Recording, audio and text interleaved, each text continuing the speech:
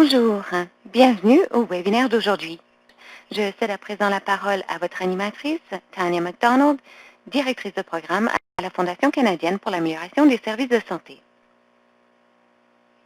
Merci, bonjour, bienvenue à tous à ce 5e webinaire de notre série Les prochaines étapes de lutte contre la COVID-19 dans les établissements de soins de longue durée et les résidences pour personnes âgées. L'objectif d'aujourd'hui sera de traiter des mesures de lutte contre la pandémie et la capacité de pointe.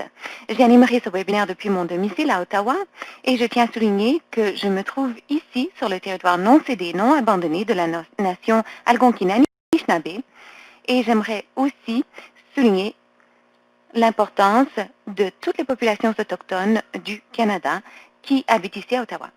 Je suis heureuse de me joindre à l'équipe pour offrir cette série dans les 2 langues officielles. Le numéro de téléphone pour vous brancher à l'audio en français est affiché à l'écran. Nous vous invitons à vous servir de l'anglais ou du français pour les questions et commentaires dans la boîte de dialogue. Je suis heureuse de vous présenter les conférenciers invités d'aujourd'hui. Gail Seddon, directrice des programmes et partenariats communautaires de South Lake, leader chevronné dans le domaine des soins de santé ayant fait ses preuves en matière d'innovation et d'utilisation de méthodes fondées sur les bonnes probantes pour obtenir des résultats ambitieux. Gail navigue avec succès dans notre paysage sanitaire complexe grâce à des programmes innovants visant à améliorer l'expérience des patients et des prestataires, les résultats de santé et l'efficacité du système de santé. Participant à la prise en charge de River Glen Haven par South Lake, Gail a dirigé les efforts visant à sortir l'établissement de l'éclosion. Jocelyn Verity, directrice de la stratégie de South Lake. Jocelyn est gestionnaire de projets stratégiques chevronnés et leader dans de nombreux secteurs de santé. Elle fournit un leadership et des conseils stratégiques à l'équipe de santé de la communauté de South Lake en Ontario, qui travaille avec les prestataires de soins de santé et de la communauté pour concevoir et mettre en œuvre des modèles de soins intégrés.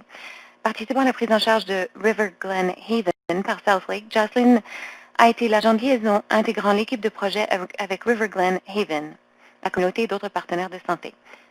Jordan Kanapunsa, chef de l'exploitation de ATK Care Group. ATK Group gère 3 établissements de soins de longue durée et une résidence pour personnes âgées en Ontario. Jordan gère 298 employés et gère 205 lits de soins de longue durée, 67 lits de résidence pour personnes âgées en Ontario. Les objectifs de la séance d'aujourd'hui sont d'apprendre de l'expérience du Centre régional de santé South Lake en matière de réponse à la pandémie et de capacité de pointe, de proposer aux organisations des stratégies concrètes en matière de réponse à la pandémie et de capacité de mobilisation et de partager l'actualité du programme SLD+, et pandémie. Apprendre ensemble et marche à suivre pour y participer. Alors, nos travaux sont fondés sur un rapport intitulé Repenser les soins aux personnes âgées, publié par la FCASS et l'Institut canadien pour la sécurité des patients en juillet 2020. Le rapport s'appuie sur 40 entretiens réalisés au printemps avec les proches partenaires de soins, les dirigeants du secteur de santé et les responsables de politique. Il met l'accent sur les pratiques prometteuses dans 6 domaines clés susceptibles de réduire le risque futur d'éclosion de COVID-19 et d'en atténuer les effets, dont la préparation, la prévention, les effectifs, la réponse à la pandémie et la capacité de pointe, qui est l'objectif du webinaire d'aujourd'hui, la planification des soins COVID-19 et non COVID-19 et la présence des familles. Approfondissons à présent la réponse à la pandémie et la capacité de mobilisation ou de pointe dans le rapport. Les questions dont il est question sont: les établissements ont-ils des plans officiels clairs et bien communiqués indiquant vers qui tourner pour obtenir de l'aide en cas d'éclosion? Existe-t-il un plan préétabli pour assurer un soutien d'appoint pour chaque établissement au besoin afin que l'intervention soit efficace? Des mesures de surveillance sont-elles en place, par exemple données, tableaux de bord, pour cibler de façon proactive les besoins de capacité de mobilisation? Et comment les établissements réduiront-ils le risque d'infection nosocomiale en cas d'éclosion touchant les résidents? Par exemple, le dépistage avant de regrouper en cohorte les patients infectés ou non infectés. Alors, sans plus tarder, je cède la parole. Ah oui, évidemment, on ne peut pas oublier de souligner la participation de nos partenaires qui participent à ce programme, dont les CSP, le BC Patient Safety and Quality Council, l'Association des foyers de soins du Nouveau-Brunswick, la CMTS et la Fondation ANC, ainsi que l'Institut du Manitoba pour la sécurité des patients. Alors, nous sommes très heureux d'offrir ce programme en partenariat avec ces organisations. Sans plus tarder, je cède la parole à Gail et Jocelyn pour qu'elles nous parlent de leur expérience. Bonjour. Merci beaucoup de nous d'inviter notre équipe, South Lake et les partenaires de River Glen Haven, à faire cet exposé. Alors, nous n'allons pas faire défiler nos diapositives nous-mêmes, les productrices s'en chargeront, merci. Alors, ce que vous entendrez lors de cet exposé, enfin, je vais vous donner un peu de contexte concernant le lieu de cet établissement de soins de longue durée, un peu du travail que nous avons réalisé. Et Jocelyn vous donnera des renseignements sur les moyens dont on a établi un lien entre la stratégie et les mesures. Et Jordan nous parlera de ce que nous avons appris ensemble. Alors, lorsque vous regardez l'établissement, il est important de reconnaître que cette éclosion s'est produite pendant la première vague. À cette époque,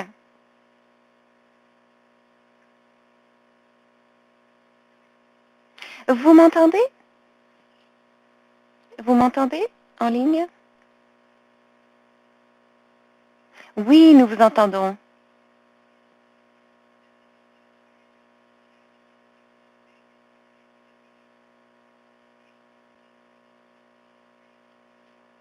Alors, l'éclosion a été déclarée le 27 avril 2020.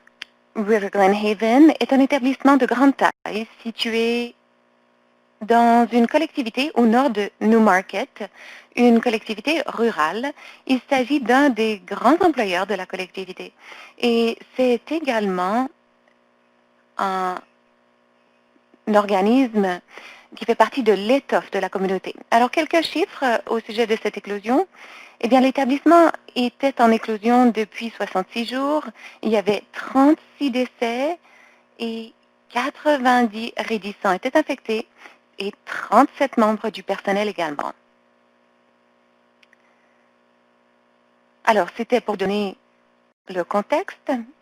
Le ministère des soins de longue durée a mis en place un décret qui signifiait que le ministère South Lake et River Glen Haven devaient travailler ensemble d'une nouvelle manière. Alors, lorsque nous sommes entrés en partenariat, nous nous sommes réunis et nous avons décidé que 5 domaines devaient être l'axe principal de notre travail. Alors, rien de cela n'est fracassant. C'est des choses que vous connaissez. Prévention et contrôle des infections, soins aux résidents, réserve de pays, bonne équipe de gestion et participation des familles. Une chose qu'il faut reconnaître, c'est que pendant la première vague, beaucoup d'efforts et d'énergie se consacraient à la préparation du secteur hospitalier. Et parfois d'autres secteurs, comme le secteur des soins de longue durée, estimaient qu'ils faisaient face à des obstacles sur le plan, par exemple, de l'accès à de l'équipement de protection individuelle ou EPI, peut-être même des renseignements sur la prévention et le contrôle des infections. Et étant donné qu'il s'agit de soins de longue durée, il s'agit de résidents qui vivent dans la résidence. Et ce que nous avons constaté en commençant à travailler avec River Glen, c'est que le personnel se passionnait vraiment pour les soins des résidents et se sentait épuisé en raison des congés maladie et s'inquiétait aussi de ce qui se passerait pour les résidents. Ainsi, ici, vous verrez la démarche que nous avons adoptée. Essentiellement, nous avons choisi une approche en vertu de laquelle nous allions montrer aux gens comment faire, nous allions encadrer le personnel et ensuite nous prendrions du recul pour soutenir le personnel. Et je rappelle à tout le monde que pendant la première vague, quasi tous les jours, il y avait de nouveaux renseignements par rapport à la gestion de la pandémie, ce qu'était la COVID, comment traiter les gens atteints de COVID, tous les enjeux associés à l'isolement. Donc, par exemple, lorsque je pense à donner l'exemple, nous avons offert une formation sur les EPI. Nous avons voulu offrir une information à jour, surtout parce que pendant la première vague, le personnel recevait beaucoup d'informations. Alors, on a voulu leur dire, voici comment nous portons, mettons le pays et le retirons. Tout le monde devra le faire de la même façon, plutôt que d'avoir de l'information disparate, qui prêtait à confusion. Si vous regardez l'approvisionnement en EPI, pendant la première vague, ça n'était pas un problème pour cette résidence particulière, cependant, il n'y avait pas d'inventaire et de taux d'utilisation. La résidence constatait, tandis qu'elle regardait le taux d'utilisation, on se servait beaucoup des jaquettes. Et donc, on s'est tourné vers ces sarraux, ces jaquettes réutilisables plutôt que celles qui étaient jetables, de sorte qu'on ait un accès en temps voulu à cet équipement. Et pour la deuxième vague, on voulait être certain d'avoir l'approvisionnement voulu. On a voulu aussi examiner la question de la stabilisation.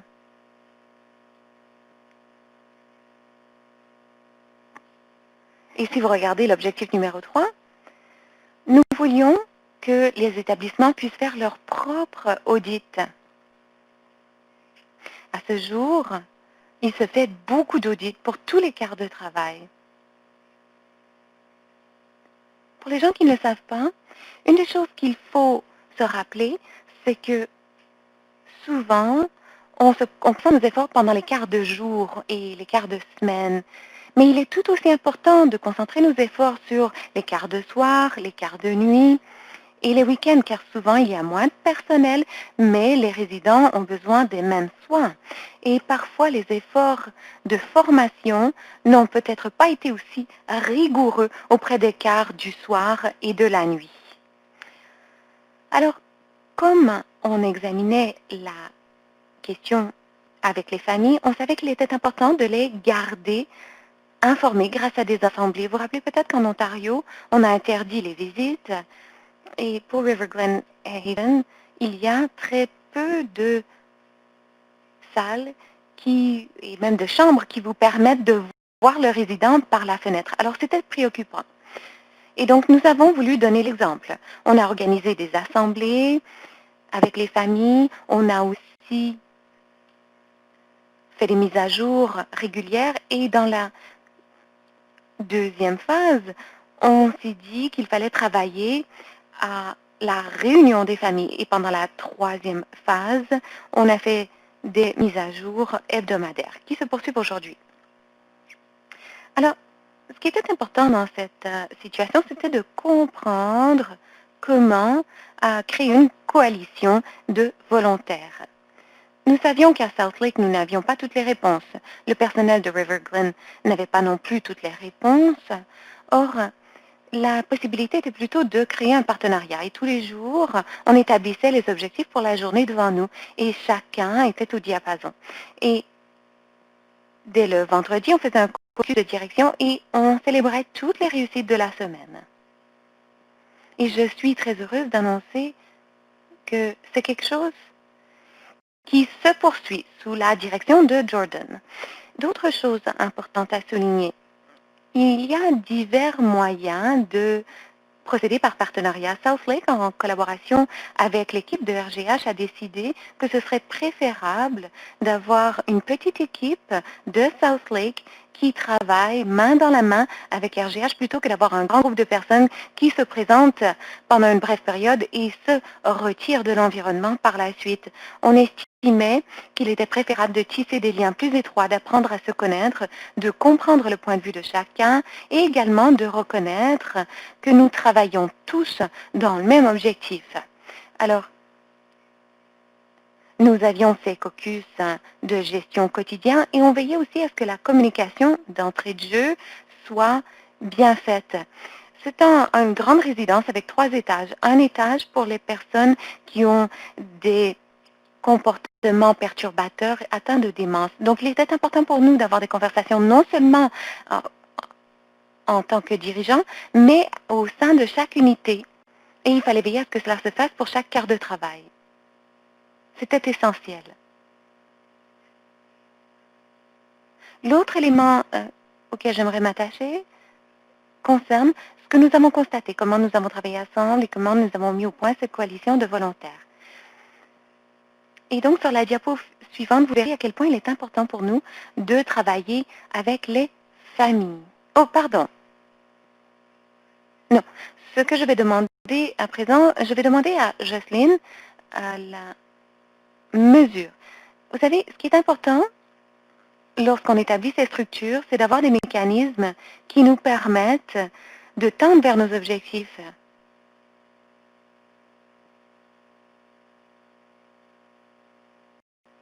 Bonjour à tous. Alors, je vais vous dire quelques mots sur l'importance de la mesure. Gail a déjà abordé un peu la question, c'est-à-dire qu'il est important d'utiliser des données pour appuyer nos objectifs collectifs et rester focalisés. Alors, je vais vous expliquer comment nous l'avons fait et quels sont les outils que nous avons mis au point ensemble. Alors, la première des choses, pendant la première phase, lorsqu'on est arrivé sur le site, on a commencé à travailler ensemble à surveiller l'éclosion. Il y a beaucoup de données qui doivent être recueillies pendant l'éclosion et il y a beaucoup de gens qui examinent ces données. Cela comprend santé publique, l'équipe de direction de River Glen, l'équipe de direction ici à South Lake, ainsi que le ministère. Et l'autre public qu'il ne faut pas oublier non plus, et on en parlera lors de la prochaine diapositive, c'est les familles également, car les familles examinent aussi ces données. Alors, il est très important d'avoir des données cohérentes, homogènes, que tout le monde les comprenne, que tout le monde sache ce que représentent ces chiffres et quels chiffres sont suivis, de sorte que l'on puisse, au lieu de tâcher de valider les chiffres, mais plutôt prendre cette information de sorte que l'on puisse s'en servir de manière utile, de sorte qu'on puisse agir en fonction de ces données. Alors, ce que nous avons fait ensemble, en travail très étroit, surtout avec l'équipe de direction de RGH, nous avons tâché de refondre l'outil de surveillance quotidien dont on se servait pour saisir les données pendant la phase d'éclosion. Il s'agit d'un outil, en fait, petit, vous avez du mal à le voir sans doute, mais il y a des couleurs, il y a des mesures très claires que l'on mesurait. Et derrière chacune de ces sections des données, et d'ailleurs, c'est plus ou moins un calendrier. Vous avez un onglet qui vous permet d'approfondir les données concernant la dotation personnelle, la fréquence de nettoyage des zones les plus à risque. Donc, au départ, il fallait à peu près 1 heure pour passer en revue les données pour être sûr que tout était saisi convenablement. Je dirais que très rapidement, cependant, les appels d'1 heure sont passés à 5 minutes. Nous avons vite vérifié, ça a été très rapide de remplir les données. Tout le monde était au diapason par rapport aux données et on passait rapidement à ce qu'il fallait faire, agir en fonction de ces données. Alors, c'était une première étape très importante. C'est-à-dire que nous avons travaillé ensemble et nous avons tâché de mieux comprendre l'éclosion elle-même. L'autre élément que je soulignerai, et d'ailleurs je vais en parler dans la prochaine diapositive, c'est que nous avons examiné ces points de données que nous avons inclus dans une communication auprès des familles quotidiennes. C'était une autre source d'inquiétude, c'est-à-dire que les familles voulaient savoir quels étaient les chiffres. Et ça n'était pas forcément utile, tandis que les familles tâchaient d'aller se renseigner dans les médias qui déclaraient peut-être des chiffres exacts, parfois pas, ou alors si ça provenait, disons, de la santé publique de la région de York, donc qui est notre région sanitaire. Alors, il était important pour les familles d'avoir accès aux mêmes chiffres. Une fois que nous sommes sortis de l'éclosion, il nous fallait un autre outil. Alors, l'outil quotidien de l'éclosion était important, mais ensuite, il a fallu passer, surtout avec Jordan, à des moyens d'assurer une transition pour que notre équipe prenne du recul et que la résidence elle-même reprenne la pleine exploitation. Donc, nous avons travaillé très, très étroitement avec Jordan et son équipe de direction pour mettre au point un plan de pérennité et de transition qui comprenait un outil de déclaration hebdomadaire, donc non plus quotidien, mais plutôt hebdomadaire. Il s'agissait de données qui étaient significatives, qui étaient importantes à surveiller, ainsi que des cibles. C'est-à-dire qu'on s'est donné des cibles. Par exemple, voici ce que l'on souhaite réaliser d'ici tel moment et voici là où on dérape. Vous allez voir en bas, nous avons des zones rouges, vertes et jaunes qui nous permettent de voir quelle est notre évolution. C'était fort utile car cela nous permettait de rester concentrés par rapport aux éléments les plus importants. Et ce qu'il fallait veiller à surveiller, non pas de manière ponctuelle, mais en fait pérenne.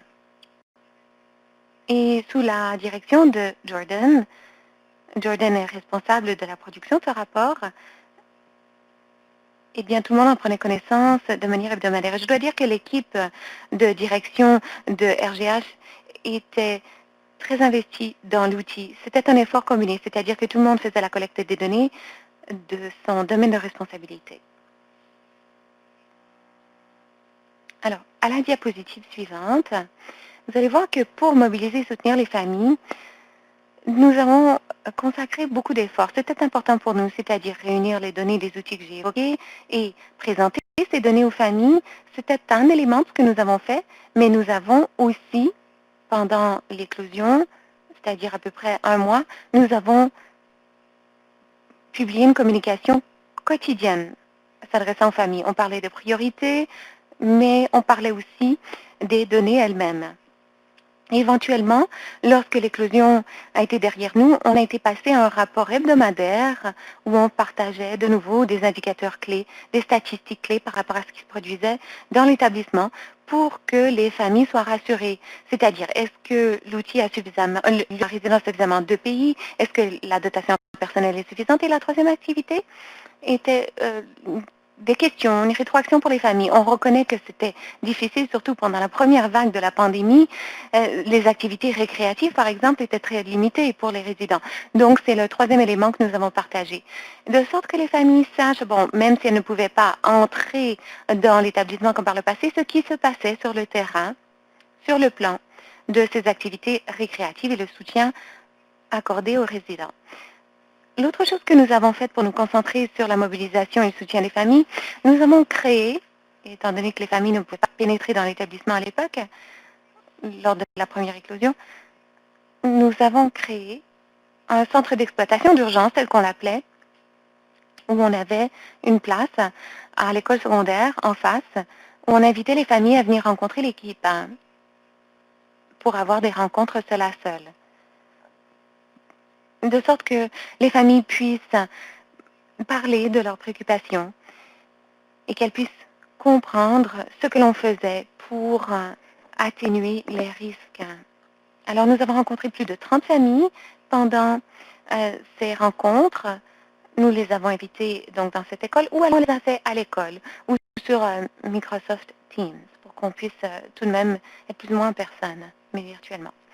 Par ailleurs, nous avons demandé à notre PDG de régulièrement rencontrer les familles.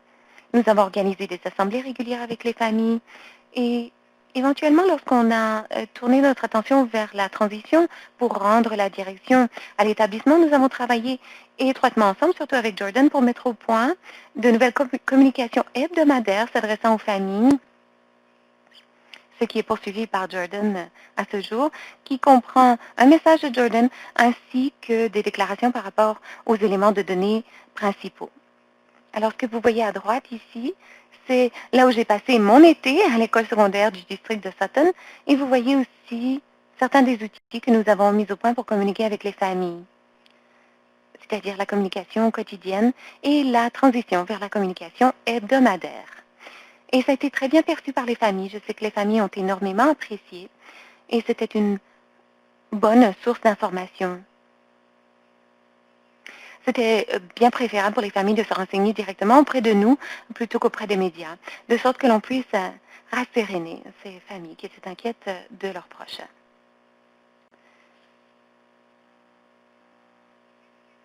Alors, je vais à présent céder la parole à Jordan, qui vous dira quelques mots sur les enseignements que nous avons retenus ensemble de notre expérience et il vous présentera les éléments clés de cette diapositive. À vous, Jordan. Merci, Jocelyne. Alors, comme Jocelyne le disait, je veux expliquer ce que nous avons entendu lors de cette pandémie, surtout la première éclosion. Vous avez ici un résumé des éléments d'exploitation clés qui doivent faire partie de tout plan de gestion d'une pandémie, d'une éclosion. Alors, la première des choses, il faut une formation complète en matière de PCI et un plan de vérification détaillé.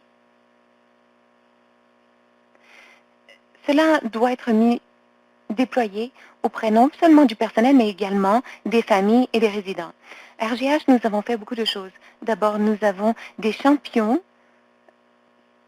de l'EPI, non seulement pour tous les étages, mais également pour toutes les unités, pour tous les quarts de travail.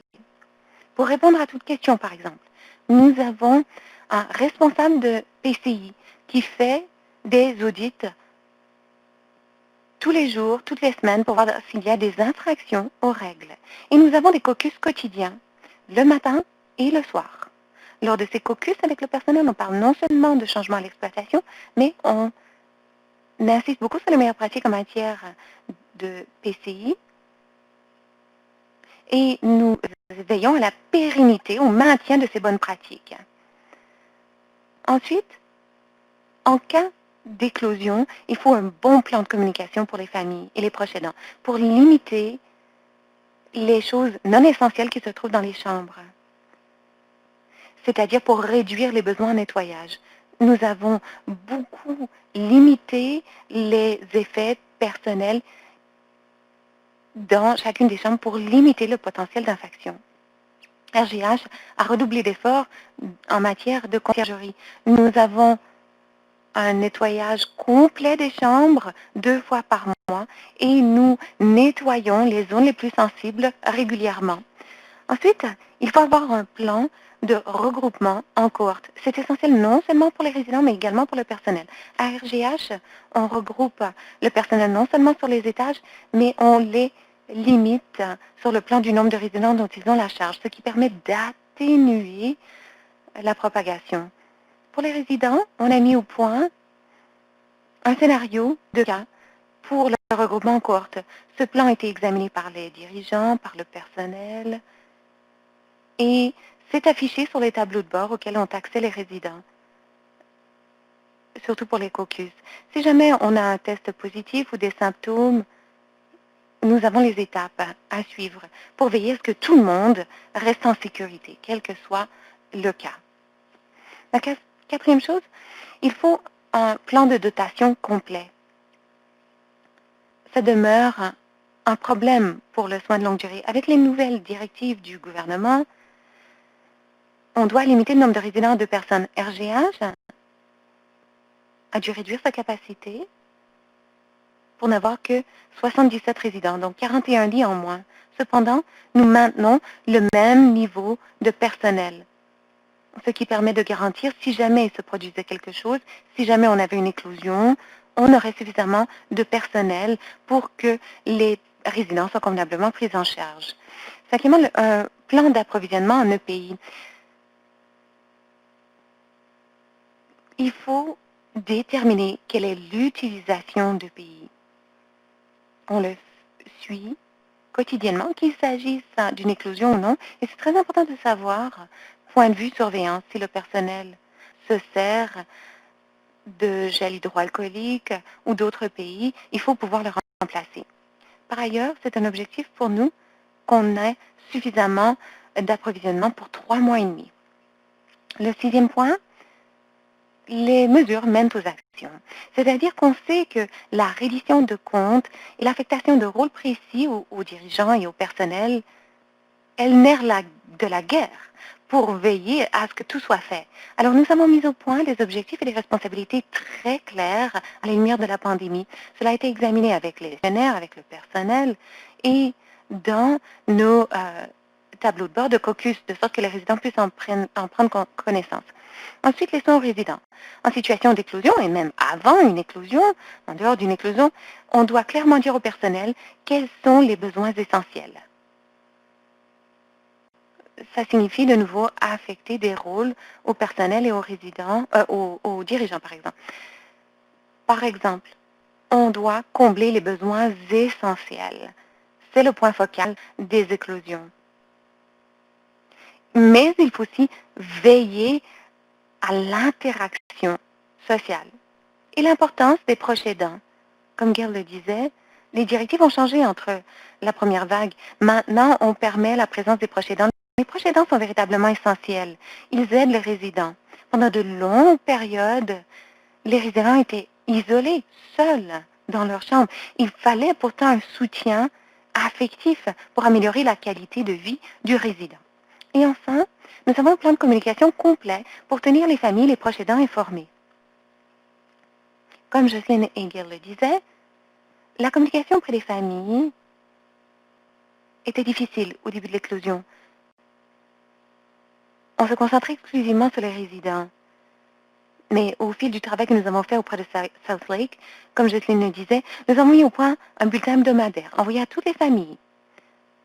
Cela comprend tous les indicateurs clés de rendement ainsi que les questions de gestion. Par exemple, quels sont les niveaux de dotation en personnel, quels sont le nombre d'activités disponibles.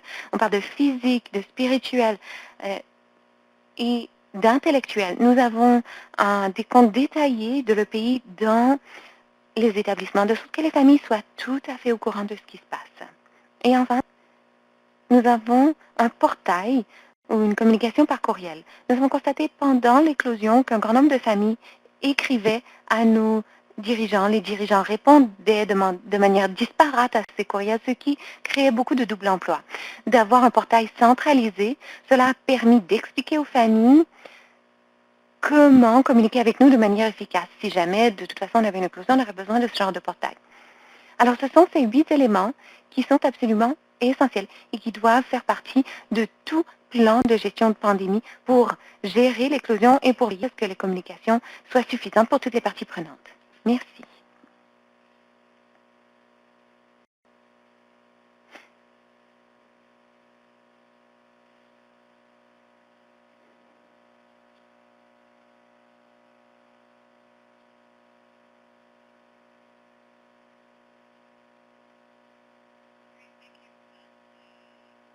Merci pour cet excellent aperçu et ces enseignements retenus de votre expérience dans votre établissement de soins de longue durée. Alors, nous avons quelques questions. Alors, je vais revenir au haut de la liste et je vais commencer par adresser une question à Gail et Jocelyn. Lorsque vous avez parlé de changements dans le pays et le taux d'utilisation, on a une question de Sophia de l'Ontario qui dit est-ce que vous avez constaté une modification dans le taux d'utilisation à River Glen Haven, RGH? Oui, vous allez constater que lorsque les gens se servent des EPI convenablement, vous verrez rapidement cet EPI fondre comme neige au soleil. Et donc, vous devez mesurer sur une période de 72 heures quelle est la quantité d'EPI nécessaire d'après le nombre de résidents en résidence. Vous avez généralement un taux d'utilisation par résident. C'est un excellent outil de surveillance. Et vous allez constater aussi, comme le disait Jordan, qu'il continue de se servir de cet outil d'évaluation, de l'utilisation de l'EPI. Par exemple, les masques, les gels hydroalcooliques, ils ont adopté cela dans leurs initiatives d'amélioration de la qualité. C'est pour déterminer si les choses sont faites correctement. Merci. Jocelyne, la prochaine question s'adresse à vous. Est-ce que vous pouvez partager votre outil de collecte de données? Oui, permettez-moi de faire le suivi après avoir consulté Gail. Peut-être qu'on peut trouver quelque chose de générique. Tout le monde aime les données, n'est-ce pas? Oui, votre message est très percutant, Jordan. Vous dites ce que vous mesurez se fait. Alors, vous avez inspiré les gens. Alors, je vais poser la question suivante à Gail, puis vous pourrez peut-être rebondir sur la réponse de Gail, Jordan. Est-ce que vous avez augmenté les contentions physiques et chimiques pendant la première éclosion dans la résidence? Non, en fait, non. Si vous tenez compte de la population de River Glen Haven, on s'attendrait à une utilisation accrue de mesures de contention. Or, ça n'a pas été le cas. Notre directeur médical a examiné tous les résidents et il n'y a pas eu d'utilisation supplémentaire de mesures médicales. Il y a des résidents qui prennent des médicaments qui peuvent être perçus comme des mesures de contention chimique, mais cela est associé à leurs conditions psychiatriques. Ce que nous avons constaté, par exemple, lorsque les gens sont très malades, qu'ils ont la COVID, ils ne bougent pas. C'est en fait plus difficile de les faire bouger. Ce avec quoi on a eu du mal. Et d'ailleurs, si les participants ont des suggestions, ils sont les bienvenus. Pour les personnes qui aiment toucher les choses, ils aiment beaucoup toucher le pays. Alors, dans les trousses initiales de pays, on voyait des milliers de dollars de pays se faire contaminer très rapidement, tandis que quelqu'un les manipulait. Alors, on a changé l'accès à le pays de sorte que ça ne se produise plus et on s'est aussi servi d'autres mécanismes comme des essuies, par exemple. On a demandé aux résidents de plier des essuies s'ils voulaient vraiment manipuler des choses. Et je dois dire que le personnel a fait un travail formidable d'essayer d'empêcher les personnes, surtout les personnes qui déambulent, de les encourager de rester dans leur chambre. Enfin, ça a été très difficile. Et le personnel a fait un travail formidable. Je sais que ma réponse est très longue, mais non, on n'a pas vu d'augmentation dans l'utilisation des conditions physiques ou chimiques. Merci, Jordan. Si vous êtes toujours là, j'ai perdu votre caméra, mais la même question s'adresse à vous.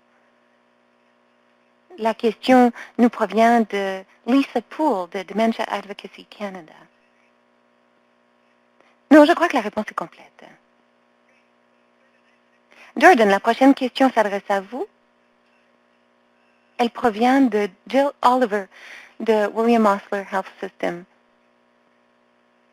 Qu'avez-vous fait lorsque les résidents n'acceptaient pas de déménager pour des questions de regroupement? En fait, on n'a pas eu de mal avec cela. Les résidents étaient tout à fait d'accord de déplacer. Ils comprenaient que la situation l'exigeait. Ça n'a pas été un problème dans notre cas. Bien. La prochaine question, je vais la poser à Gail. Elle provient de Joanna Trimble, de Patients pour la sécurité des patients du Canada. Comment avez-vous accepté les visites de partenaires essentiels de soins? Elle parle de la Colombie-Britannique où une enquête a démontré clairement le problème associé aux limites de ces visites. Eh bien, d'abord, il fallait suivre les directives. Dans la première vague, on avait un décret très sérieux qui limitait beaucoup les visites dans les résidences. Une fois qu'on a pu déclarer la résidence exempte d'éclosion, on a demandé aux familles, on leur a dit, écoutez, on sait que vous voulez venir rendre visite à votre proche. Nous voulons que vous veniez. Le seul moyen pour nous de permettre ces visites, c'est de travailler ensemble. Et honnêtement, on a créé un pacte social. On a dit, voici ce que les familles doivent faire, voici ce que l'établissement fera. Et je sais que, bon, ce ne sont pas toutes les installations qui ont eu les mêmes expériences que Everglen, mais globalement, les familles ont été très conciliantes, coopératives. Et nous avons pu veiller à ce que les partenaires de soins essentiels pénètrent dans l'établissement. Et l'autre chose que je dirais de Riverglen, c'est qu'il y a une clinique pilotée par une infirmière praticienne carrément à l'autre bout du stationnement. Donc, on y a créé une clinique d'évaluation pour les écouvillonnages hebdomadaires, par exemple. Alors, toute la collectivité a participé à ces efforts pour veiller à ce que les partenaires de soins essentiels puissent de nouveau pénétrer dans l'établissement. On a préparé des stations pour le port et l'enlèvement de l'EPI. On a veillé à traduire toute l'information dans les langues parlées par la collectivité. Alors, je pense que globalement, les choses se sont très bien passées de ce côté pour Riverglen. La prochaine question s'adresse à Jordan. De Isha Seduri. Alors, vous parlez des leçons apprises. Quelles sont les mesures qui vous permettent de servir des contextes de familles ou de résidents en situation minoritaire?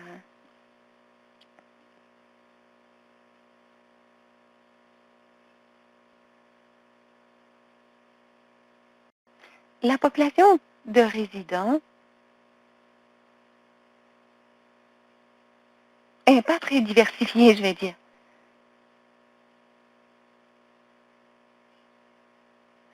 essentiellement la même culture.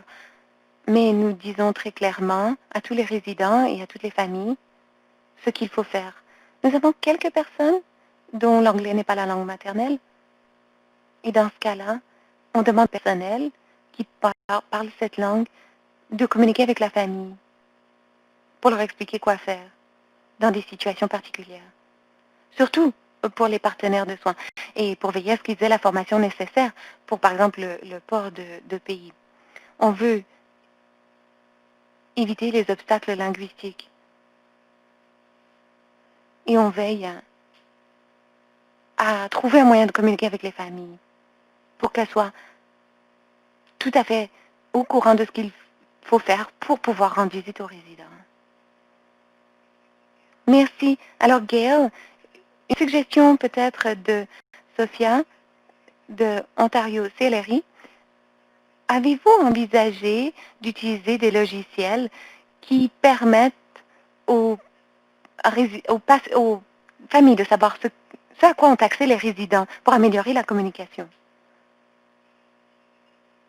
Alors, je vais laisser Jordan parler des activités, mais ce que je dirais, c'est que ce que l'on a reconnu, c'est l'importance d'avoir des activités avec les résidents.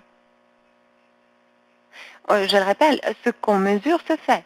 Alors, il existe un système de mesure pour chaque résident qui montre non seulement le type d'activité auquel il s'est adonné, mais la fréquence de l'activité.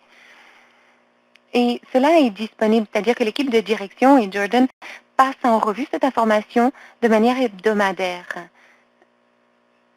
Et lors des caucus, cette information est également présentée. Et c'est partagé avec les familles également. Par exemple, si un résident était très spirituel, eh bien, si jamais il y a une diminution de la participation aux activités spirituelles, le personnel de soins ou même Jordan vont aller faire un examen pour savoir pourquoi le comportement a changé. Est-ce que c'est par exemple que cette personne cherche une autre activité spirituelle? Est-ce que c'est parce que le Wi-Fi ne fonctionne pas ou alors il n'aimait pas l'activité en question? Également, nous avons reçu beaucoup de soutien de certaines des organisations communautaires qui offraient des programmes virtuels de santé mentale. Eh bien, les activités Activity Pro, entre autres, c'est quelque chose qu'on commence à déployer à River Glen. C'est un outil très utile qui, je pense, permettra de mieux surveiller les activités. Allez-y, Jocelyne. Je suis d'accord avec tout ce que Gail et Jordan ont dit, mais une autre chose qu'on a faite et qu'on a encouragée, même une fois que l'éclosion était derrière nous, concerne le fait qu'il existe beaucoup de rôles pour le personnel en matière de loisirs. Ce n'est pas forcément l'équipe affectée aux loisirs qui doit s'en charger. Alors, on a encouragé tout le personnel à s'adonner à ces activités récréatives, à leur maintien. Et peut-être, par exemple, accepter des fonctions qui ne sont pas forcément dans le contexte du rôle conventionnel. C'est-à-dire que tout le monde peut prendre quelques instants de plus. Et je pense qu'on peut faire beaucoup si on essaie un peu de décloisonner les fonctions. Même pour, par exemple, l'activité physique. Alors, songez peut-être, si vous vivez cette situation, à trouver des moyens innovants d'augmenter ces activités récréatives. Merci. Et nous avons une question de Chris Rosher de BC Patient Safety and Quality Council.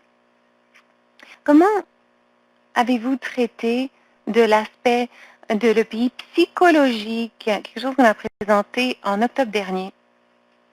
Alors,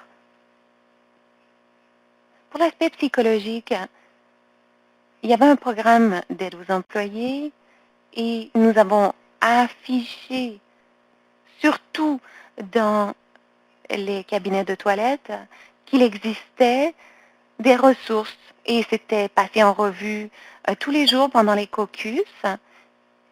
Et par ailleurs, surtout dans les endroits où on entre ou on sort de l'immeuble, on l'affichait. On mettait une note disant, bon, je ne me rappelle pas exactement, mais ça disait essentiellement, félicitez-vous de ce que vous avez réalisé aujourd'hui. Prenez un moment pour laisser derrière vous les choses qui n'ont peut-être pas été comme vous le vouliez. C'était une liste de vérification de santé mentale à l'entrée et la sortie de l'établissement, donc au début et à la fin de la journée de travail. Et l'autre chose, c'est que River Glen a un magnifique jardin qui surplombe une rivière. Donc nous avons travaillé. Bon, c'est sûr que c'est peut-être plus difficile en hiver, mais l'été, on a mis au point des endroits où le personnel pouvait se ressourcer en toute sécurité.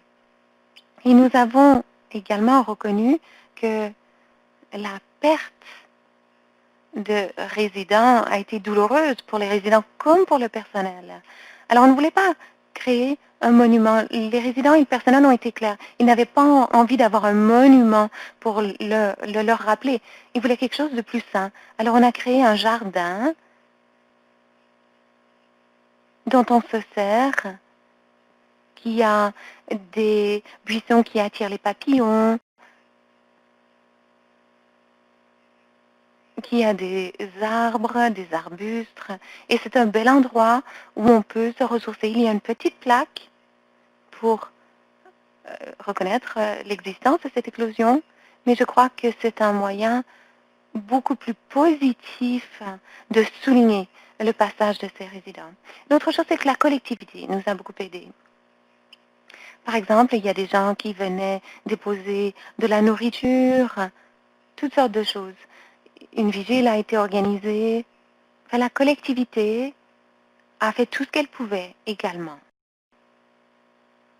Jordan, vous avez quelque chose à ajouter? Gail le disait, le personnel se passionne énormément pour les résidents et il a fait preuve d'une résilience sans pareil. Donc, on a voulu veiller à ce qu'ils aient accès à toute l'aide dont ils avaient besoin, par exemple, par l'entremise de l'aide aux employés, du programme d'aide aux employés. On voulait être là pour les aider. Fallait tous s'entraider. C'est dur, vous savez, c'est toujours le cas. Il faut avoir un environnement où on se sent épaulé. Bien. Alors, je reste auprès de vous, Jordan, pour la prochaine question. Comment permettez-vous aux partenaires essentiels de soins de pénétrer dans votre établissement à l'heure actuelle? Donc, à l'heure actuelle, nous sommes dans la zone rouge. Alors, nous devons faire un écouvillonnage hebdomadaire, mais nous avons aussi cette clinique qui est menée par une infirmière praticienne. À l'heure actuelle, même en situation d'éclosion, nous sommes clairs auprès des proches aidants, des partenaires de soins. On leur demande de suivre la formation. On demande qu'ils montrent un écouvillonnage, un test négatif. Une fois que c'est fait, ils peuvent entrer et sortir de l'établissement tant qu'ils le veulent, tant qu'ils portent le pays. Nous avons des conversations très sérieuses avec les proches aidants par rapport à ce qu'est la formation et on supervise parfois aussi. Et si des partenaires essentiels ne portent pas le pays convenablement, les appels téléphoniques sont durs. On dit que c'est inadmissible et qu'ils doivent absolument se conformer aux lignes directrices s'ils veulent de nouveau revenir. On nous demande ici à quoi ressemble votre clinique.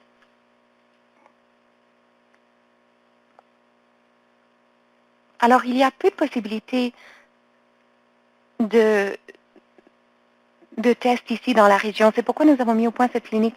Je crois qu'elle est en place depuis 2 mois, deux mois et demi. Ils ne peuvent pas offrir des tests hebdomadaires, mais au moins une fois par mois, c'est possible d'avoir un test pour la collectivité. Merci. Alors, de retour à Gail et Jocelyn, concernant les mesures de sécurité pour le personnel, existait-il des mesures pour suivre la sécurité du personnel? Y a-t-il eu des demandes relatives à l'indemnisation de travailleurs accidentés, etc.? Alors, toutes ces mesures sont en place. Vous avez toutes sortes de questions associées au suivi du bien-être physique et psychologique du personnel. Alors, vous savez peut-être qu'en Ontario, lorsqu'on a une éclosion, il faut la déclarer auprès du ministre du Travail. Et donc, cela a été fait. Lorsqu'il est question des comportements des résidents, par exemple, il y a une interaction entre le personnel et les résidents. Et si cette interaction sort du cadre, il y a un processus pour le déclarer. Il y a un processus de code blanc, mais là où River Glen a consacré ses efforts, et je crois que c'était le cas avant l'éclosion, mais c'est certainement le cas depuis, c'est de comprendre la démence, comprendre les comportements réactifs. Vous savez, à l'heure actuelle, c'est très dur lorsque vous êtes résident et que vous avez des difficultés cognitives et que quelqu'un entre dans votre chambre portant un masque et un écran et que vous devez interagir avec eux. Donc, il y a énormément de travail qui a été fait pour veiller à ce que le personnel se présente à chaque fois qu'il entre dans la salle disant «Je suis Gail, vous êtes à River Glen Haven, je suis ici pour vous aider». Il faut aider les résidents atteints de démence à s'orienter. Parfois, les résidents ont besoin d'un petit soutien additionnel et le personnel reçoit une formation additionnelle en ce sens, de sorte qu'ils puissent aider les résidents dans ces moments difficiles. Merci. Jordan, je vous pose la question suivante concernant la surveillance du personnel. Qu'est-ce qui a marché et ce qui n'a pas marché de ce côté?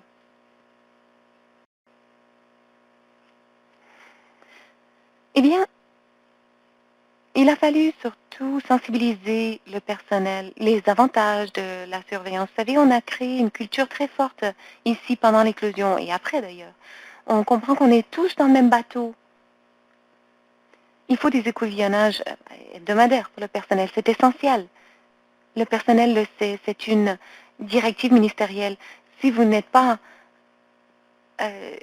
dépisté hebdomadairement, vous ne pouvez pas travailler. Vous ne pouvez pas aider vos collègues. Le personnel n'a pas envie de faire ça, il a envie de s'entraider. Alors, tout le monde a accepté les écouvillonnages hebdomadaires. Il y a 2 jours mis de côté toute la semaine pour faire des écouvillonnages. Cela dit, si le personnel ne travaille pas ces jours-là, nous le faisons un autre jour au besoin pour veiller à ce que tout le monde puisse travailler et que tout le monde ait le dépistage nécessaire. Le personnel adhère tout à fait au projet. Et donc, ça a été un résultat très positif pour nous. Bien. Jocelyne, une autre question concernant les activités. On présume que les activités de groupe n'étaient pas permises. Pouvez-vous nous dire quelles sont les activités que vous avez mises en place pour les résidents?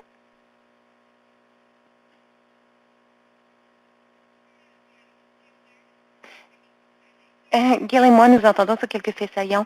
Je pense qu'il faut être un peu créatif, mais globalement, si vous pensez à l'exercice, à titre d'exemple, ce qui a été fait dans la résidence, c'était de demander aux résidents de se dresser dans leur cadre de porte, donc en restant loin les uns des autres, mais de pouvoir participer à ce qui ressemble à un exercice de groupe, de la mise en forme de groupe. Il faut peut-être être un peu plus créatif à l'heure actuelle, mais c'était un exemple de ce qu'on a fait. On a aussi veillé à se servir de beaucoup de musique. On a utilisé beaucoup de méthodes pour augmenter ces activités. L'autre chose qu'on n'a pas évoquée et qui ne remplace certainement pas le contact physique et les visites avec la famille, mais on a beaucoup insisté, surtout au début, sur les visites virtuelles. C'est une mesure dont on a fait le suivi aussi pour veiller à ce qu'on fasse la promotion de ces possibilités si les familles et leurs résidents souhaitaient avoir des rencontres virtuelles, pour veiller que ce soit maximisé tant que possible. Merci. Il y a beaucoup d'observations. On vous demande de continuer. Mais Gail, avez-vous quelque chose à ajouter? Je voulais simplement revenir à l'observation précédente par rapport aux écouvillonnages. Si j'avais des enseignements à retenir de River Glen sur les écouvillages, ça concerne la mise en place du dépistage et la conversation entourant ce dépistage. On l'a fait de manière très positive à River Glen. Il s'agissait pour nous de maintenir le plus de sécurité personnelle pour le personnel et les résidents. On a eu toutes sortes de dons, des choses qui étaient emballées individuellement. Bon, vous avez reçu votre écouvillonnage. On a veillé à ce que tout le soutien mental vous soit donné au moment de l'écouvillonnage. Et si quelqu'un avait fait un don, par exemple, j'essaie de penser, il y a beaucoup de choses qui ont été données, mais si par exemple quelqu'un avait donné des bonnets faits maison pour l'uniforme, on les distribuait au moment de l'écouvillonnage. On a fait le suivi du pourcentage de personnes qui étaient dépistées. Et évidemment, on a essayé de faire un peu plus, de mousser la concurrence entre les établissements. C'est important pour le personnel. Alors,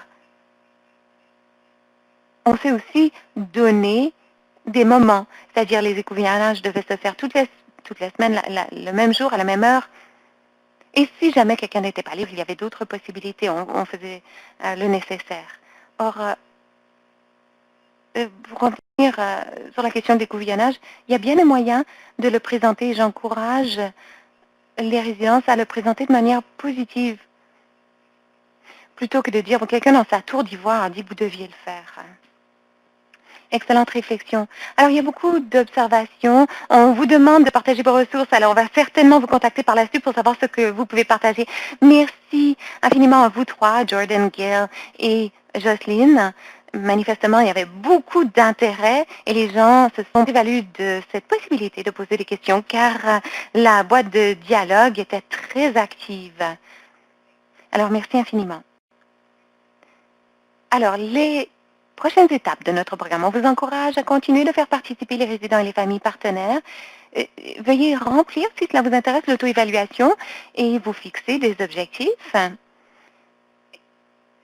Et ensuite, inscrivez-vous au programme SLD+, par la voie de notre portail en ligne, pour avoir accès à des caucus sur les soins de longue durée. La phase 3 se poursuit jusqu'au 18 décembre 2020. Cela vous donne accès à un encadrement et jusqu'à 10 000 $ de financement de démarrage pour chaque centre, c'est-à-dire CHSLD ou résidence. Et continuez à apprendre et à diffuser vos connaissances par l'intermédiaire de la série de séances d'apprentissage en ligne visant à améliorer les soins. Et histoire de vous donner un petit aperçu de notre impact au pays, nous avons de la représentation de toutes les provinces et d'un territoire au Yukon. Et nous avons un total de 256 résidences inscrites. Et nous espérons augmenter ce nombre. On espère avoir une plus grande participation pour continuer d'offrir notre aide partout au pays, tandis que l'on fait face à cette pandémie ensemble. Et un petit rappel à noter dans votre agenda. Le 10 décembre, nous avons le dernier caucus de cette année. Difficile de croire que l'année est presque derrière nous. Certaines équipes partageront de l'information, des réflexions par rapport à l'expérience jusqu'à présent. Et ensuite, la prochaine séance d'apprentissage ensemble aura lieu le 7 janvier, où nous examinerons la situation entre nous, FCASS et ICSP. Et le 18 janvier, nous aurons la séance essentielle ensemble qui vise à réorienter la conversation concernant la présence des partenaires essentiels de soins dans les résidences. Si vous avez des questions, n'hésitez pas à nous écrire. Vous pouvez aussi consulter notre site web. Vous voyez notre adresse électronique à l'écran. Merci infiniment et passez une excellente journée.